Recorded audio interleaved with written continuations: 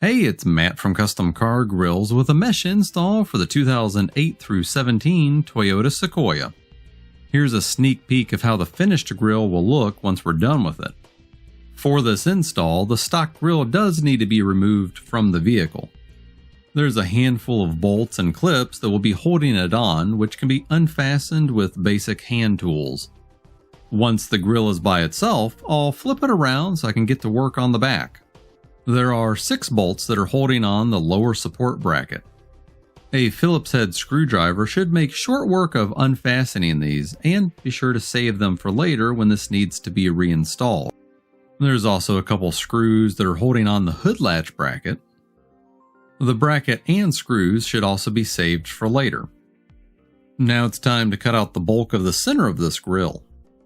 To do so, I'll grab my open-ended saw that has a 24 tooth per inch saw blade equipped. This will easily cut through the thin vertical support bars as shown here.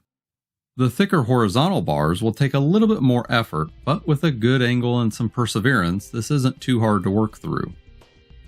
I'm getting the cuts fairly close to the edge, but not so close that I'm cutting into the side of the grill frame. There's a solid part on the lower edge where the hood latch handle used to be, and that will also need to be cut through. Once everything in the center area has been taken care of, then this portion can be lifted out and thrown away. Next, I'll grab my Dremel and equip it with the number 543 cutting and shaping wheel. I want to trim back these cuts to the horizontal bar some more, and then use the top of the wheel to shave it even closer to the edge. Be sure to not trim too much off, it's fine if there's a little bit still remaining.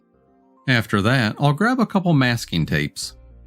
One that is exactly a 1/2 inch wide and one that's exactly a 1/4 inch wide. On this grill, there's a sharp angle that divides this area I'm pointing to into 2 distinct areas.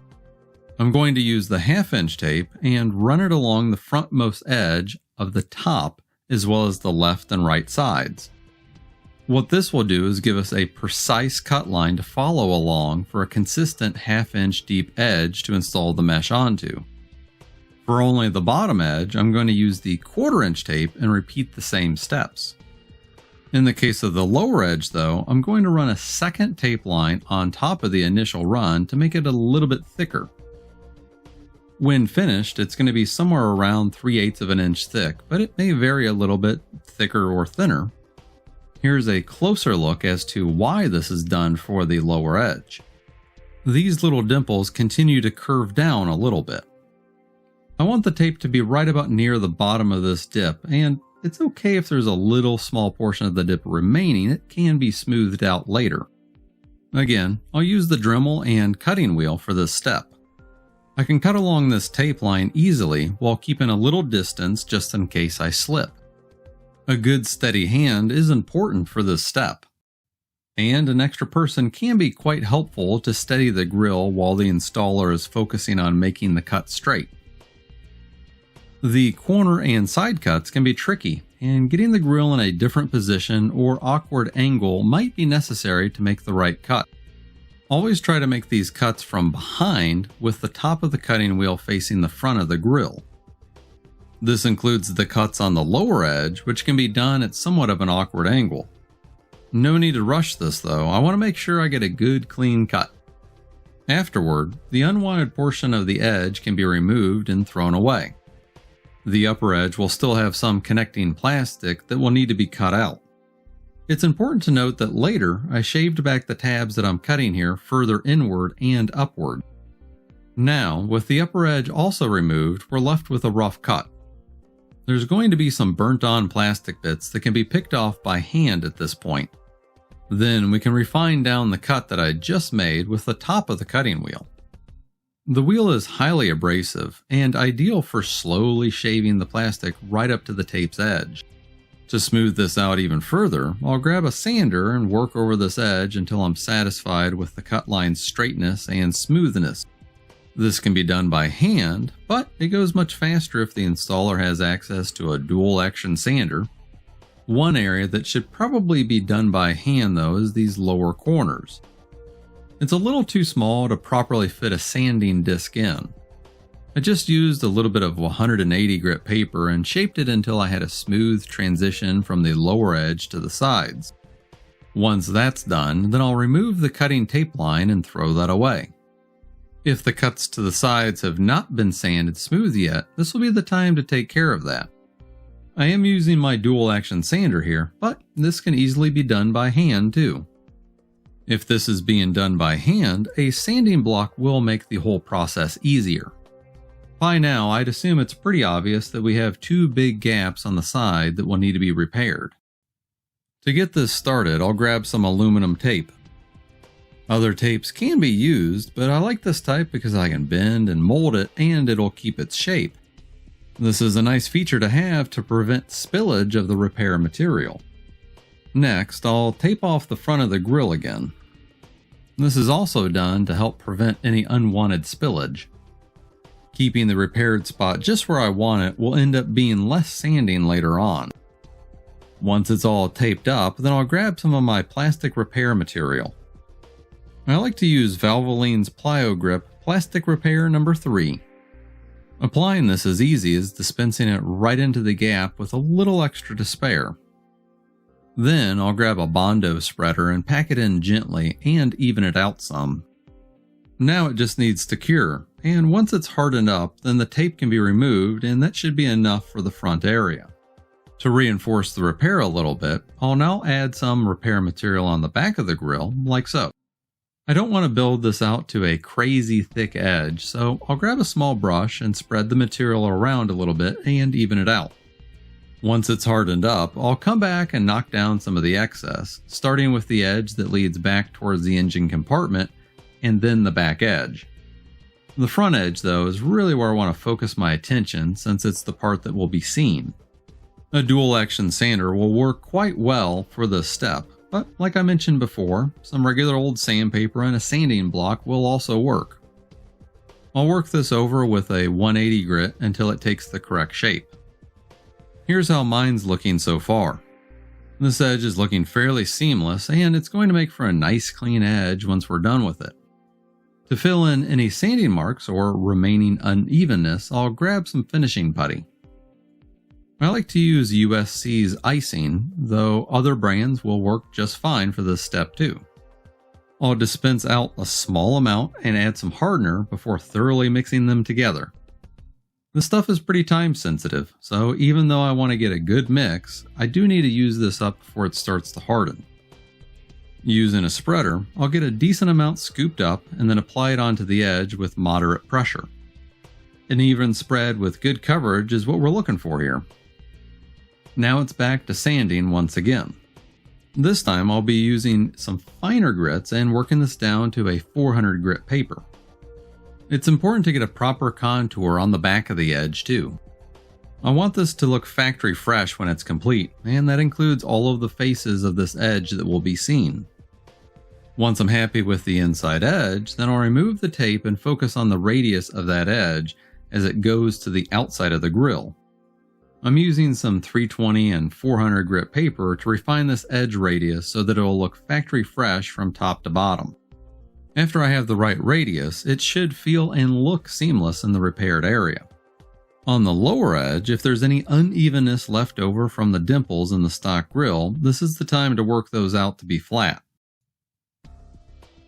After a couple passes with the sander, there's no remnants of the dimples, and I think I'm ready to get this inner area painted up. Let's get the 1/4 inch and 1/2 inch tape out again.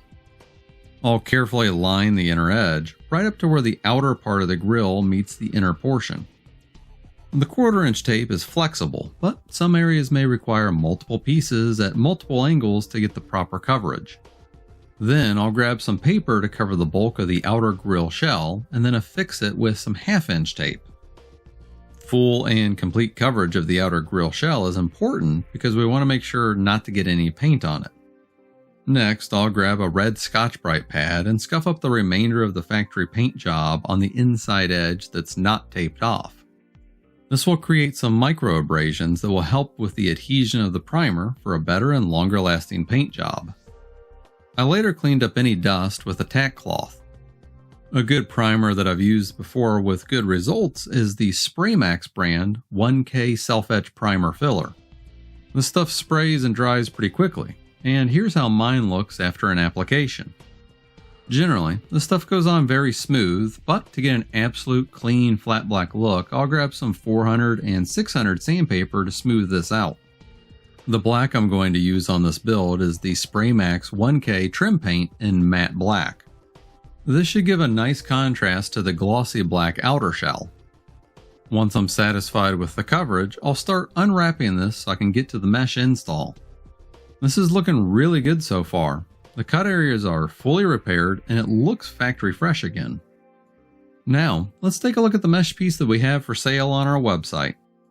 This is a slotted mesh design that is pre-cut and pre-formed for an exact fit on this year ranged Sequoia. We have these available in a flat black finish, and all the right cuts have been made in all the right areas. Additional lettering or emblems can be added, but this one will just be plain. When the grille frame is properly modified, this mesh piece should drop right onto the back of the grille, like so. Please note that the bent tabs are facing the front of the grille frame. There's one small area that might need some adjustment though.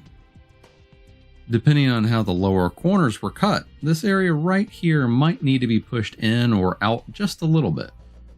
It's also important to note that this should be angled in from the top, and additional cuts or sanding to the upper tabs may be needed for an easier fit. To temporarily hold the mesh and grille frame together, I'll grab some cable ties and foam. The foam will help protect the finish of the paint job on the front, while the tie will give us a strong hold of the mesh up against the back of the grille. Using the ties is quite simple. I feed the tail end of the tie through the front of the mesh. Then loop the rest of it around the grille and make sure that I have the head of the tie resting on the back of the mesh. While I want the mesh to be in there tight, I don't want to over tighten these to the point where I'm distorting the grille frame itself. Also, tie placement in the slots can play a role in distorting the grille. For larger areas, such as the top edge, the installer may want to daisy chain a couple ties together for them to get a good hold. This technique adds a little extra difficulty that might require a little trial and error to master the placement. Once I'm satisfied with the placement, then I'll trim the tail ends off and throw those away. Let's take one last look from the front and make sure that there's no gaps and that the mesh is tight up to the frame.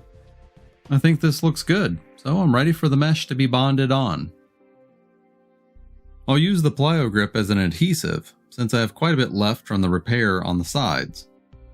This can be dispensed in and around the mesh in the areas where it's bent behind the scenes. After I have some applied, then I'll quickly follow behind there with a small brush and even it out to ensure full coverage. This stuff cures fairly quick, so I need to move quickly while staying focused. It's important not to spill any of this through the front. It's pretty difficult to remove if that happens. Keep applying this until the whole mesh piece is bonded all the way around. Once it's cured, then come back and cut off the ties and throw them away along with the protective foam that was used earlier. Next, the lower support bracket should be reinstalled. It should rest back in place like so, and then just refasten it using the screws that were removed initially. Now, let's flip this around and see how it turned out. Oh wow, this looks awesome! What a big difference this is from the stock grille.